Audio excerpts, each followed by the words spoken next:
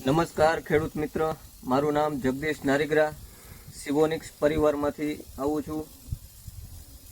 આપણે સિવોનિક્સ પરિવારમાં સિવોનિક્સ agri tech private limited કંપનીમાં એક કાર્બન કરીને દવા છે જેનું નામ છે કાર્બોનિક્સ.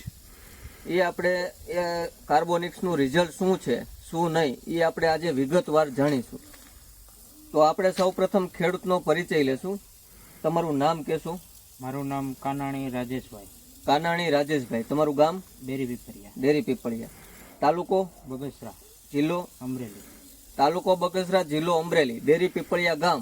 તમારે વાવેતરમાં ડુંગળી છે. ડુંગળીની અંદર આપણે એ ભાઈને 1 લીટર કાર્બોનિક્સ લઈ ગયા હતા, બરોબર, જેની અંદર કાર્બન ને બીજા તત્વો આવેલા છે.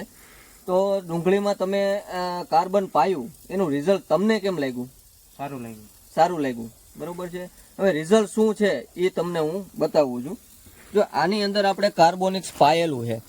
આ કાર્બોનિક્સનો ફાયદો શું છે તો કે ભાઈ કાર્બન આવે એટલે જમીન પોચી કરે, સફેદ મૂળની સંખ્યામાં વધારો કરે, મૂળની લંબાઈ વધારે, મૂળ તાકાતવાર હોય એટલે છોડ ઓટોમેટિક તાકાતમાં હોય, બરોબર છે. આ 2.5 મહિનાની ડુંગળી છે. આ ડુંગળી તમે જોઈ શકો છો, સફેદ મૂળ જોઈ શકો છો, બરોબર છે. આ જે વસ્તુ છે, સફેદ મૂળની લંબાઈ જે છે, સફેદ મૂળની જે ઘાટાઈ છે એ તમે જોઈ શકો છો.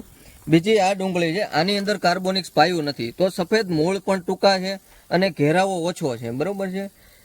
આ બાજુની ડુંગળી છે, એટલે આ બંનેમાં રિઝલ્ટનો તફાવત છે. એટલે કહેવાનો ખેડૂત મિત્રો એક મતલબ એ છે કે આપણે છાણિયા ખાતરનો વપરાશ ધીમે ધીમે ઘટતો જાય છે, તો એના વિકલ્પ તરીકે એની જગ્યાએ હું વાપરવું, તો આપણી પાસે કાર્બન પ્રોડક્ટ છે, કાર્બોનિક્સ પ્રોડક્ટ છે, જેની અંદર કાર્બન આવે છે, જે દરેક પાકમાં 1 વખત પાવું જરૂરી છે, બરોબર છે. હવે રાજુભાઈ, તમે આ રિઝલ્ટ જોઈ બીજા ખેડૂતને શું અભિપ્રાય આપો કે ઉપયોગ કરાય કે ન કરાય? કરાય, બરોબર છે. હવે એવું નથી કે ડુંગળી એકમાં જ કરાય, પણ દરેક પાકમાં આપણે છાણિયું ખાતર બધા પાકમાં નાખીએ છીએ, એમ દરેક પાકમાં આપણે કાર્બોનિક્સનો ઉપયોગ કરવો જોઈએ એમ. ઓકે, ધન્યવાદ.